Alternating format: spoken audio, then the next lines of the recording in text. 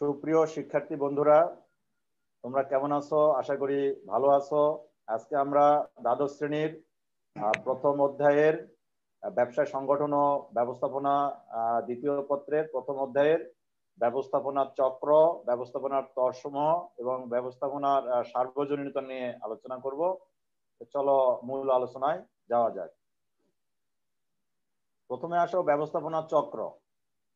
ব্যবস্থাপনার চক্র বলতে কি বোঝায়? আমরা আগেই জেনেছি যে ব্যবস্থাপনা হচ্ছে প্রতিষ্ঠানের লক্ষ্য অর্জনের উদ্দেশ্যে প্রতিষ্ঠানের কাঁচামাল, শ্রম, যন্ত্রপাতি এগুলো ব্যবহার করে পণ্যদ্রব্য উৎপাদনের মাধ্যমে এবং সেগুলো বন্টনের মাধ্যমে প্রতিষ্ঠানের কাঙ্ক্ষিত লক্ষ্য অর্জনের জন্য যে সম্মিলিত প্রচেষ্টা চালানো হয় সেটাই হচ্ছে ব্যবস্থাপনা।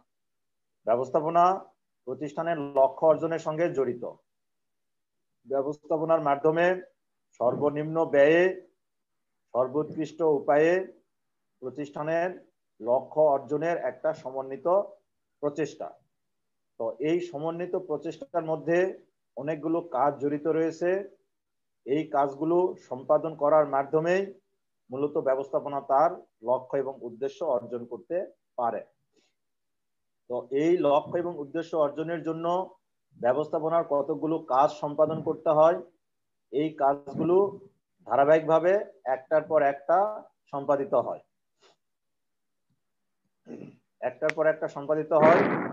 তাহলে আমরা দেখতে পাচ্ছি যে ব্যবস্থাপনার যে কাজগুলো সেগুলো ধারাবাহিকভাবে একটার পর একটা সম্পাদিত হয়।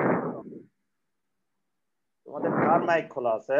সেলিম, তামিম, তোমার মাইক তো একটু খোলা আছে, একটু শব্দ হচ্ছে, বুঝতে পারছো? ওকে, তাহলে ব্যবস্থাপনার যে কাজগুলো সেগুলো ধারাবাহিকভাবে একটার পর একটা সম্পাদিত হয়। এই কাজগুলোর মধ্যে প্রথমত আছে পরিকল্পনা, তারপরে আছে সংগঠন, তারপরে কর্মী সংস্থান, এরপরে নির্দেশনা, প্রেষণা, সমন্বয় সাধন এবং সর্বশেষে নিয়ন্ত্রণ। এই কাজগুলো একটার পর একটা ধারাবাহিকভাবে সম্পাদিত হয়। ধারাবাহিকভাবে যখন সম্পাদিত হয় তখন এটা একটা চক্রাকারে আবর্তিত হয়। তাহলে চক্রটা একটার পর একটা সম্পাদিত হতে থাকে এবং যেখানে গিয়ে শেষ হয় তারপরে গিয়ে আবার নতুন ভাবে এটা শুরু হয়। এভাবে চক্রাকারে আবর্তিত হয় বলে এটাকে ব্যবস্থাপনা চক্র বলা হয়। তাহলে আমরা বলতে পারি যে ব্যবস্থাপনার কাজগুলো সম্পাদিত হয় প্রতিষ্ঠানে ধারাবাহিকভাবে একটার পর একটা এবং এগুলো চক্র আকারে প্রতিষ্ঠানে ঘুরতে থাকে। এই জন্য এটাকে বলা হয় ব্যবস্থাপনা চক্র। তাহলে আমরা ভালোভাবে যদি আমরা বলি তাহলে এরকম আমরা বলতে পারি যে উপকরণাদির কার্যকর ব্যবহার করে প্রাতিষ্ঠানিক লক্ষ্য অর্জনের জন্য পরিকল্পনা, সংগঠন, কর্মী সংস্থান, নির্দেশনা, প্রেষণা, সমন্বয় ও নিয়ন্ত্রণ কার্যকে ব্যবস্থাপনা বলে। ব্যবস্থাপনা চক্র বলতে ব্যবস্থাপনা প্রক্রিয়ার অধীন কার্যসমূহের চক্রাকারে আবর্তিত হতে বোঝায়। তাহলে ব্যবস্থাপনা প্রক্রিয়ার অধীনে যে কাজগুলো রয়েছে এই কাজগুলোর মধ্যে রয়েছে পরিকল্পনা, সংগঠন, কর্মী সংস্থান, নির্দেশনা, প্রেষণা, সমন্বয় সাধন এবং নিয়ন্ত্রণ। এই কাজগুলো একটার পর একটা ধারাবাহিকভাবে সম্পন্ন হয় এবং এগুলো প্রতিষ্ঠানের চক্রাকারে আবর্তিত হয়। যেহেতু এগুলো প্রতিষ্ঠানের চক্রাকারে আবর্তিত হয় এবং একটার পর একটা সম্পাদিত হয় এই জন্য এই পুরা চক্রটাকে বলা হয় ব্যবস্থাপনা চক্র। তাহলে আমরা ব্যবস্থাপনা চক্র বলতে কি বোঝায় সেটা আমরা জানতে পারলাম। বুঝতে পেরেছো? বুঝতে পেরেছো? জি স্যার, বুঝতে পেরেছি স্যার। স্যার ব্যবস্থাপনা চক্র বলতে কি বোঝায় স্যার? এটা কি স্যার 1 মার্কের কোশ্চেন নাকি স্যার 2 মার্কের? এটা মূলত 2 নম্বরের প্রশ্নই হওয়ার সম্ভাবনা বেশি। এটা ব্যবস্থাপনা চক্রটি, কারণ এই চক্রের মধ্যে তো বিভিন্ন কাজগুলো আছে। এই কাজগুলোর নাম এখানে একটু উল্লেখ করতে হবে যে এই কাজগুলো ধারাবাহিকভাবে একটার পর একটা আবর্তিত হয়, চক্রাকারে আবর্তিত হয়, এই জন্য এটাকে ব্যবস্থাপনা চক্র বলে। এখন আসো লেভেল অফ ম্যানেজমেন্ট, ব্যবস্থাপনার স্তর সমূহ। ব্যবস্থাপনার যে স্টেজেস আছে, স্তর বা লেভেল, এই লেভেল হচ্ছে লেভেলগুলো থাকে একটা বড় প্রতিষ্ঠানে, বিশেষ করে একটা বড় প্রতিষ্ঠানে টপ লেভেল থেকে একবারে নিচের লেভেল পর্যন্ত যারা ব্যবস্থাপনার সঙ্গে জড়িত রয়েছে এই স্তরগুলোতে বিভিন্ন পর্যায়ের ব্যবস্থাপকরা অবস্থান করে। প্রতিষ্ঠানের টপ পর্যায়ে এক ধরনের ব্যবস্থাপকরা অবস্থান করে, মিডল লেভেলে এক ধরনের ব্যবস্থাপক অবস্থান করে, আবার নিচের লেভেলে আরেক ধরনের ব্যবস্থাপক অবস্থান করে। তো যে স্তরে থাকুক না কেন, প্রত্যেকটি কিন্তু ব্যবস্থাপনার স্তর এবং ব্যবস্থাপনা কাজের সঙ্গে জড়িত। তবে কাজগুলো এক একজনের এক এক রকম। প্রতিষ্ঠানের উপরের স্তরে যারা থাকে তাদের কাজটা একরকম, মধ্য স্তরে যারা অবস্থান করে তাদের কাজ আরেক রকম, আবার নিম্ন স্তরে যারা অবস্থান করে তাদের কাজ আরেক রকম। কিন্তু প্রত্যেক স্তরেই যে কাজগুলো সম্পাদিত হয় সেগুলো সমন্বিতভাবে প্রতিষ্ঠানের লক্ষ্য এবং উদ্দেশ্যকে অর্জনে সহায়তা করে। কোনো একটা স্তরকে বাদ দিয়ে আমরা ব্যবস্থাপনার যে লক্ষ্য এবং উদ্দেশ্য সেটা অর্জন করতে আমরা পারবো না। এই জন্য ব্যবস্থাপনার স্তরগুলো জানা দরকার এবং কোন স্তরে কারা অবস্থান করে এবং কোন স্তরের কাজ কি সেটাও আমরা এখানে বিস্তারিত দেখব। তাহলে প্রথমতই আসো যে ব্যবস্থাপনার স্তর বলতে কি বোঝায়। ব্যবস্থাপনার কার্যসমূহ সম্পাদনে প্রতিষ্ঠানের উপর থেকে নিচ পর্যন্ত বিভিন্ন পর্যায়ে নির্বাহীগণ কর্মরত থাকেন। যার বিচারে যে স্তর বিন্যাসের সৃষ্টি হয় তাকে ব্যবস্থাপনা স্তর বলে। যার বিচার বলতে এখানে বোঝানো হচ্ছে যে স্তরে যারা অবস্থান করে সেই স্তর অনুযায়ী প্রত্যেকের কাজগুলো আলাদা আলাদা। সেই আলাদা আলাদা বিচারে এই যে কাজগুলো আলাদা আলাদা ভাবে নিয়ে যে স্তর সৃষ্টি করে একটা প্রতিষ্ঠানের মধ্যে, সেই স্তরটাকেই বলা হয় ব্যবস্থাপনা স্তর। তাহলে আমরা বলতে পারি যে ব্যবস্থাপনার উচ্চ স্তর থেকে নিম্ন স্তর পর্যন্ত যে সমস্ত নির্বাহী গুণ অবস্থান করে এবং এবং স্তর অনুযায়ী যে কাজগুলো সম্পাদন করে সেই স্তরগুলোকে সমন্বিতভাবে ব্যবস্থাপনার স্তর নামে আখ্যায়িত করা হয়। তাহলে ব্যবস্থাপনার স্তরগুলো দেখলাম আমরা। এখন কয় ধরনের স্তর থাকে সেটা দেখো। তো ব্যবস্থাপনার স্তরগুলোকে মোটামুটি তিনটি প্রধান ভাগে আমরা ভাগ করতে পারি। একটা হচ্ছে উচ্চ পর্যায়ের ব্যবস্থাপনা, top level management. Top level management হচ্ছে প্রতিষ্ঠানের উচ্চ স্তরের ব্যবস্থাপনা। এরা মূলত ব্যবস্থাপনার সিদ্ধান্ত গ্রহণের সঙ্গে জড়িত থাকে। এরপর আছে মধ্য পর্যায়ের ব্যবস্থাপনা, এরা মিড লেভেলের ব্যবস্থাপনার সঙ্গে জড়িত থাকে। সাধারণত আমরা বিভাগীয় ব্যবস্থাপক বলতে পারি। আর নিম্ন পর্যায়ের ব্যবস্থাপনা হচ্ছে প্রতিষ্ঠানে নিম্ন স্তরে যে সমস্ত ব্যবস্থাপনা কর্তৃপক্ষ যারা থাকে এবং একদম যারা লেবারদের কাজগুলো সরজমিনে তদারক করে, সেই পর্যায়ের ব্যবস্থাপনাটাই হলো নিম্ন পর্যায়ের ব্যবস্থাপনা। আমরা সুপারভাইজার বলতে পারি, লাইনম্যান বলতে পারি, ফোরম্যান বলতে পারি। লাইনম্যান, ফোরম্যান, সুপারভাইজার, এই পর্যায়ের ব্যবস্থাপনা কর্তৃপক্ষটাই মূলত নিম্ন পর্যায়ের ব্যবস্থাপনা কর্তৃপক্ষ। তাহলে এই স্তরগুলো নিয়ে আমরা বিস্তারিত আলোচনা করব। প্রথমে আসা উচ্চ স্তরের ব্যবস্থাপনা।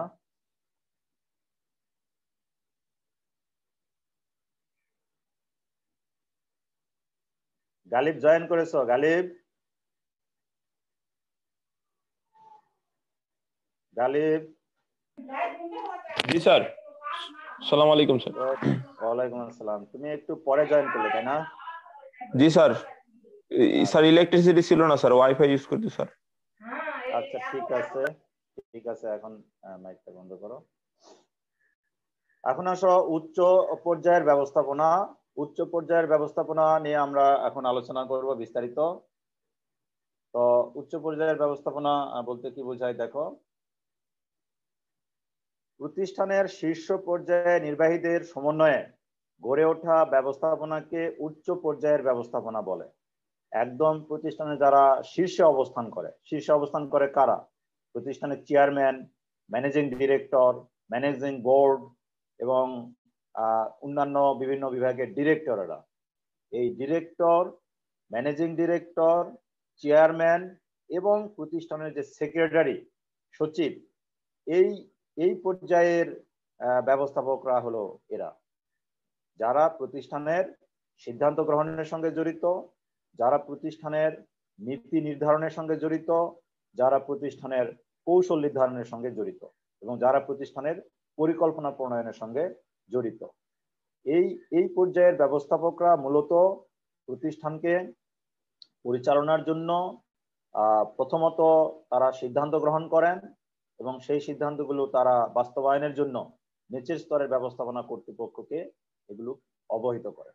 তাহলে আমরা বলতে পারি যে প্রতিষ্ঠানের শীর্ষ পর্যায়ে যারা অবস্থান করেন এবং যারা প্রতিষ্ঠানের হেড হিসাবে যারা বিবেচিত হন তারাই মূলত উচ্চ পর্যায়ের ব্যবস্থাপনা কর্তৃপক্ষ বা ব্যবস্থাপক। এরা প্রতিষ্ঠানের উদ্দেশ্য ও নীতি নির্ধারণ করেন, পরিকল্পনা প্রণয়ন করেন এবং প্রতিষ্ঠানের সিদ্ধান্ত গ্রহণের সঙ্গে এই পর্যায়ের ব্যবস্থাপকরা জড়িত থাকেন। প্রতিষ্ঠানের চেয়ারম্যান, ম্যানেজিং ডিরেক্টর, সচিব এবং অন্যান্য পরিচালক যারা থাকেন তাদের সমন্বয়ে এই ব্যবস্থাপনা কর্তৃপক্ষ এরা থাকে। এরা প্রতিষ্ঠানের অত্যন্ত গুরুত্বপূর্ণ ভূমিকা পালন করেন। এই পর্যায়ের ব্যবস্থাপনা কর্তৃপক্ষ যদি সিদ্ধান্ত নিতে ভুল করেন তাহলে প্রতিষ্ঠানের অবস্থা খুব খারাপ পর্যায়ে যায়। এই জন্য উচ্চ পর্যায়ের ব্যবস্থাপনা কর্তৃপক্ষের দায়িত্ব অনেক বেশি। তারা অনেক ভেবে চিন্তে সুস্থ মস্তিষ্কে আলাপ আলোচনা করে চূড়ান্ত সিদ্ধান্ত গ্রহণ করেন এবং সেই সিদ্ধান্তের উপরই নির্ভর করতেছে প্রতিষ্ঠানের সাফল্য অথবা ব্যর্থতা। তাহলে আমরা বলতে পারি যে উচ্চ স্তরের ব্যবস্থাপনা কর্তৃপক্ষই মূলত মূল ব্যবস্থাপনার দায়িত্বে থাকেন এবং তারা প্রতিষ্ঠানকে সামনের দিকে এগিয়ে নিয়ে যাওয়ার জন্য প্রতিষ্ঠানের সার্বিক দিকগুলো তত্ত্বাবধান করেন, দেখাশোনা করেন, প্রতিষ্ঠানের জন্য পরিকল্পনা প্রণয়ন করেন, নীতি নির্ধারণ করেন, পলিসি নির্ধারণ করেন এবং সেগুলো বাস্তবায়নের জন্য নিচের স্তরের ব্যবস্থাপনা কর্তৃপক্ষকে প্রয়োজনীয় ডিরেকশন বা নির্দেশনা প্রদান করেন।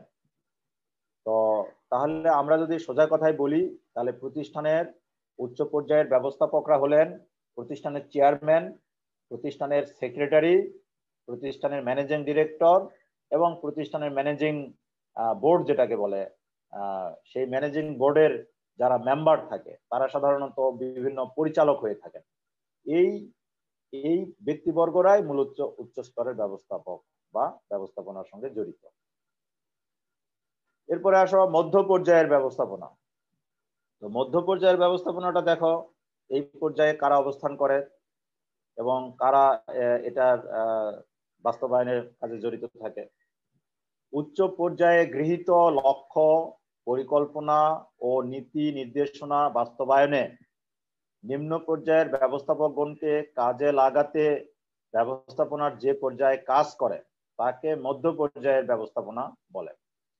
প্রতিষ্ঠানের যে লক্ষ্য, যে পরিকল্পনা, যে নীতি নির্ধারণ করা হয় সেগুলো বাস্তবায়ন করার জন্য নিচের স্তরের ব্যবস্থাপনা কর্তৃপক্ষকে কাজে লাগানোর জন্য যারা সবসময় সচেষ্ট থাকে তারাই হলো মধ্য পর্যায়ের ব্যবস্থাপনা বা মধ্য পর্যায়ের ব্যবস্থাপনা কর্তৃপক্ষ। এই মধ্য পর্যায়ের ব্যবস্থাপনা কর্তৃপক্ষ নিচের স্তরের ব্যবস্থাপনা কর্তৃপক্ষকে বা ব্যবস্থাপকদেরকে প্রয়োজনীয় নির্দেশনা দেয়। উচ্চ স্তরের ব্যবস্থাপনা কর্তৃপক্ষ যে নীতিগুলো নির্ধারণ করে, যে পরিকল্পনাগুলো গ্রহণ করে, যে কৌশলগুলো নির্ধারণ করে সেগুলো বাস্তবায়নের জন্য তারা নির্দেশনা প্রদান করে এবং তদারক করে। তাহলে আমরা সোজা কথায় বলতে পারি যে উচ্চ পর্যায়ের ব্যবস্থাপনা কর্তৃপক্ষ মধ্য পর্যায়ের ব্যবস্থাপনা কর্তৃপক্ষকে তাদের গৃহীত পরিকল্পনা, লক্ষ্য এগুলো অবগত করে, আর মধ্য পর্যায়ের ব্যবস্থাপনা কর্তৃপক্ষ এই লক্ষ্য, পরিকল্পনা এবং নীতিগুলোকে বাস্তবায়ন করার জন্য নিচের স্তরের ব্যবস্থাপনা যারা আছে, ব্যবস্থাপনায় যারা আছে তাদেরকে এগুলো অবগত করে এবং তাদের মাধ্যমে কাজ পরিচালনা করার জন্য প্রয়োজনীয় দিকে নির্দেশনা দিয়ে থাকে। তাহলে আমরা বলতে পারি যে মধ্যম পর্যায়ের ব্যবস্থাপনা কর্তৃপক্ষ হলো বিভাগীয় ব্যবস্থাপক, সহকারী ব্যবস্থাপক, এরিয়া ম্যানেজার, এই শ্রেণীর ব্যবস্থাপকরা মূলত মধ্য পর্যায়ের ব্যবস্থাপক।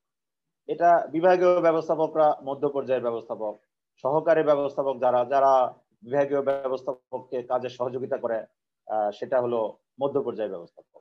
তাহলে আমরা এখানে দেখতে পাচ্ছি যে প্রতিষ্ঠানের যে বিভিন্ন বিভাগ থাকে, যেমন পরিকল্পনা বিভাগ, উৎপাদন বিভাগ, বিপণন বিভাগ, ক্রয় বিভাগ, এগুলো মান নিয়ন্ত্রণ বিভাগ, এগুলো সবই হলো বিভিন্ন বিভাগ।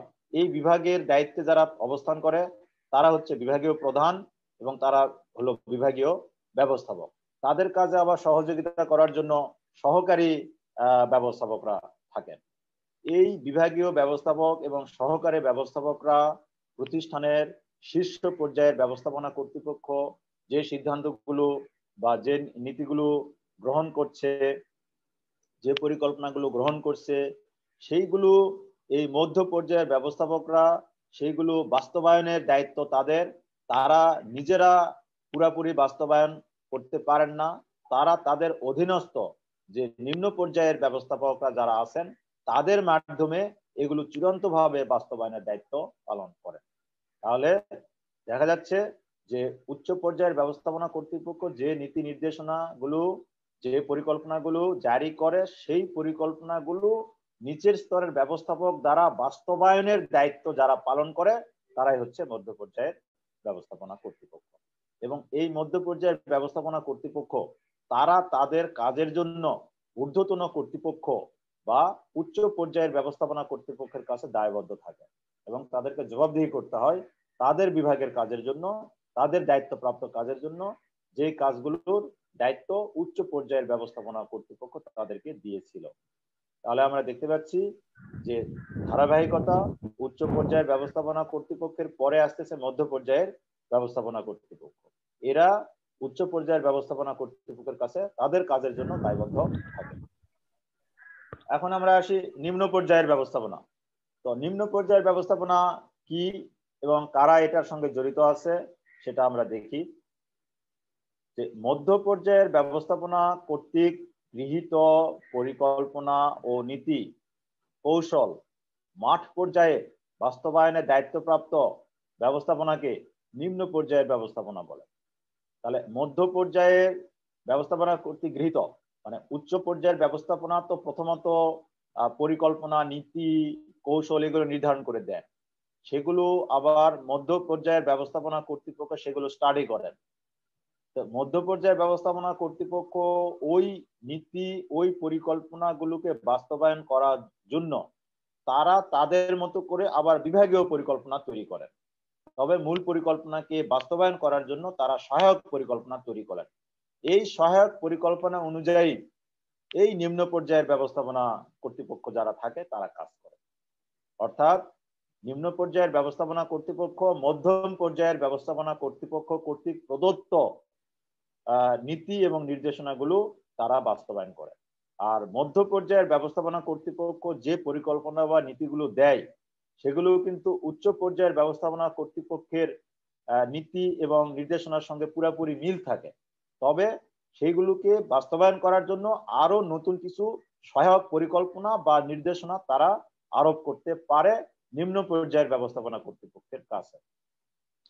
এবং নিম্ন পর্যায়ের ব্যবস্থাপনা কর্তৃপক্ষ মূলত সরজমিনে মাঠে থেকে, কারখানায় থেকে তারা শ্রমিক, কর্মচারী বা লেবার যারা আছে তাদের কাজগুলো তত্ত্বাবধান করে, সুপারভাইজ করে, দেখভাল করে যে কিভাবে তারা কাজ করছে, তারা কাজে করতে গিয়ে কোনো সমস্যায় বা জটিলতায় পড়ছে কিনা। এই পর্যায়ের ব্যবস্থাপনা কর্তৃপক্ষ বা ব্যবস্থাপক যারা রয়েছেন তারা হচ্ছে ফোরম্যান, সুপারভাইজার, অফিস সহকারী, এই পর্যায়ের এরা হচ্ছে এই পর্যায়ের ব্যবস্থাপনা কর্তৃপক্ষ বা ব্যবস্থাপক।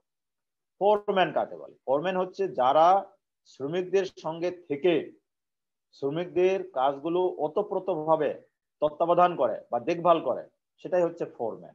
ফোরম্যান হচ্ছে একজন শ্রমিকদের নেতা, যে কয়েকজন শ্রমিকের কাজগুলো দেখভাল করে। যেমন মনে করো যে 50 জন শ্রমিকের কাজ দেখাশোনা করতে পারে একজন ফোরম্যান। ফোরম্যানও একজন শ্রমিক, তবে তার মর্যাদাটা একটু বেশি থাকে, বড় থাকে, এবং সে ওই শ্রমিকদের লিডার হিসাবে কাজ করে। এই ফোরম্যান তারা শ্রমিকদের সঙ্গে সবসময় থাকে এবং শ্রমিকদেরকে প্রয়োজনীয় ভুল ত্রুটিগুলো ধরায় দেয়। আবার সুপারভাইজারও একজন নিম্ন পর্যায়ের ব্যবস্থাপনা কর্তৃপক্ষ বা ব্যবস্থাপক। একজন সুপারভাইজারের অধীনে কয়েকজন ফোরম্যান থাকতে পারে, একজন ফোরম্যানের অধীনে কয়েকজন শ্রমিক থাকে। তাহলে একজন সুপারভাইজার কয়েকজন ফোরম্যানকে নিয়ন্ত্রণ করে, ফোরম্যানের কাজগুলোকে নিয়ন্ত্রণ করে, দেখভাল করে। একজন সুপারভাইজারের অধীনে হয়তো 200 জন লেবার কাজ করতে পারে। তাহলে দেখা যাচ্ছে যে ফোরম্যান, সুপারভাইজার অফিস সহকারী এরাই মূলত মধ্য পর্যায়ের ব্যবস্থাপনা কর্তৃপক্ষ কর্তৃক যে নীতি নির্দেশনাগুলো আরোপ করা হয় সেইগুলো এরা বাস্তবায়ন করে এবং বাস্তবায়ন করে একদম লেবার বা কর্মচারীদের মাধ্যমে। তারা সরাসরি কর্মচারী বা লেবার যারা আছে তাদেরকে দেখভাল করে এবং তাদের দ্বারা ফাইনালি কাজগুলো আদায় করে নেয়। এটাই হচ্ছে নিম্ন পর্যায়ের ব্যবস্থাপনা কর্তৃপক্ষ বা নিম্ন পর্যায়ের ব্যবস্থাপক।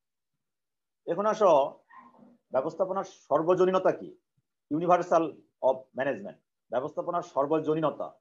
এটা তোমরা আগে পড়েছো কিনা জানি না, তবে আমি বলছি শোনো। ব্যবস্থাপনার সর্বজনীনতা বলতে সকল ক্ষেত্রে ব্যবস্থাপনার আবশ্যকতা বা ব্যবস্থাপনা জ্ঞানের প্রয়োগযোগ্যতাকে বোঝানো হয়ে থাকে। এমন কোনো ক্ষেত্র নেই যেখানে ব্যবস্থাপনাটা অনুপস্থিত। কি ব্যক্তির জীবনের কথা বলো, পারিবারিক জীবনের কথা বলো, সামাজিক জীবনের কথা বলো, রাজনৈতিক জীবনের কথা বলো, অর্থনৈতিক ক্ষেত্রের কথা বলো, ধর্মীয় প্রতিষ্ঠানের কথা বলো, প্রত্যেকটা ক্ষেত্রেই কিন্তু ব্যবস্থাপনাটা জড়িত রয়েছে। একটা পরিবারকে সুশৃঙ্খল ভাবে প্রতিপালন করার জন্য, নিয়ন্ত্রণ করার জন্য যিনি পরিবারের প্রধান থাকেন তিনি তার মতো করে পরিবারটাকে ভালোভাবে পরিচালনা করার জন্য পরিকল্পনা করেন, নিয়ন্ত্রণ করেন।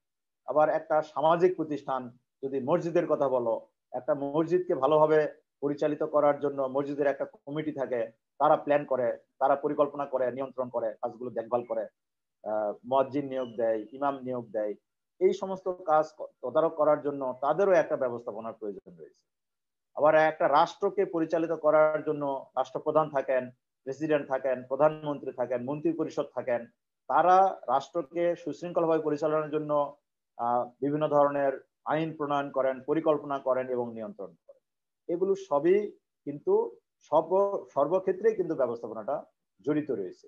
তাহলে ব্যবস্থাপনার সর্বজনীনতা বলতে প্রত্যেকটি ক্ষেত্রে ব্যবস্থাপনার উপস্থিতিকে বোঝায়, ব্যবস্থাপনার আবশ্যকতাকে বোঝায়। ব্যবস্থাপনা ছাড়া কোনো কাজই সুষ্ঠুভাবে পরিচালনা করা সম্ভব নয়। প্রতিটি ক্ষেত্রেই, সে ছোট প্রতিষ্ঠান হোক আর বড় প্রতিষ্ঠান হোক, সব প্রতিষ্ঠানের ক্ষেত্রেই কিন্তু ব্যবস্থাপনাটা জড়িত রয়েছে। তাহলে ব্যবস্থাপনার সর্বজনীনতা বলতে ব্যবস্থাপনার উপস্থিতিকে, প্রত্যেকটি ক্ষেত্রে ব্যবস্থাপনার উপস্থিতিকে বোঝায়। ব্যবস্থাপনাকে বাদ দিয়ে কোনো কাজ সুশৃঙ্খলভাবে পরিচালনা করা কখনোই সম্ভব নয়।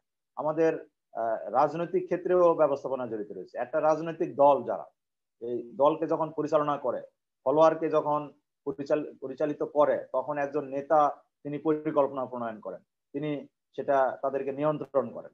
তাহলে এই ক্ষেত্রেও ব্যবস্থাপনাটা জড়িত রয়েছে। তাহলে দেখা যাচ্ছে যে রাজনীতির ক্ষেত্রে, সামাজিক ক্ষেত্রে, ব্যক্তিগত ক্ষেত্রে, পারিবারিক ক্ষেত্রে, রাষ্ট্রীয় ক্ষেত্রে, ধর্মীয় ক্ষেত্রে, প্রতিটা ক্ষেত্রেই যে কোনো কাজই আমরা করি না কেন সেটা সুষ্ঠুভাবে সম্পন্ন করার জন্য ব্যবস্থাপনার আবশ্যকতা বা ব্যবস্থাপনার উপস্থিতি বা ব্যবস্থাপনা জ্ঞানের প্রয়োজন রয়েছে। এটাকেই বলা হচ্ছে ব্যবস্থাপনার সর্বজনীনতা। ছেলেরা আমাকে শুনতে পাচ্ছ? জি স্যার। শুনতে পাচ্ছি স্যার। তো আমাদের আজকের আলোচনা এই পর্যন্তই ছিল, এই পর্যন্তই। তো আমরা যেটা আজকে মোটামুটি আলোচনা করলাম সেটা হচ্ছে ব্যবস্থাপনার বিভিন্ন স্তর নিয়ে আলোচনা করেছি, ব্যবস্থাপনার সর্বজনীনতা নিয়ে আলোচনা করেছি এবং ব্যবস্থাপনার চক্র নিয়ে আলোচনা করেছি। তিনটা মৌলিক বিষয় নিয়ে আলোচনা করেছি। তো আশা করি আলোচনাটা তোমরা বুঝতে পেরেছো। এখনই ক্লাসের সময় শেষ হয়ে যাবে। তো তোমাদের কোনো প্রবলেম আছে আর কারো? নো স্যার, কোনো প্রবলেম নাই। আচ্ছা, ঠিক আছে। তো আমরা প্রথম অধ্যায়ে আবার ব্যাক করলাম। এই পড়াগুলো আমি পড়াই নাই, যে কারণে আমি এই ক্লাসটা আবার নিলাম। বুঝতে পারছো? হয়তো তোমাদের মিধা স্যার এগুলো পড়াইতে পারে, আমি জানি না মিধা স্যার এগুলো তোমাদের প্রথমে পড়িয়েছে কিনা, মনে হয় পড়িয়েছে। তারপরে আমি যেহেতু এই ক্লাসটা আমি নেই না, এই জন্য আমি আবার একটু রিপিট করলাম, যাতে তোমাদের যদি কোনো প্রবলেম থাকে তাহলে তোমরা এটা এখান থেকে দেখে নিতে পারবে। আর তোমাদের ক্লাসগুলো ওই আমরা কিন্তু ইয়েকে দিয়ে দিচ্ছি, ওই রিপোর্ট টু প্রিন্সিপালে কিন্তু ক্লাস যাচ্ছে। বুঝতে পারছো? তোমরা সেখান থেকেও ক্লাসগুলো দেখে নিতে পারো। আবার তোমাদের মেসেঞ্জার গ্রুপেও ওই আহসান রিঙ্কু উনি বোধহয় কিছু কিছু ক্লাস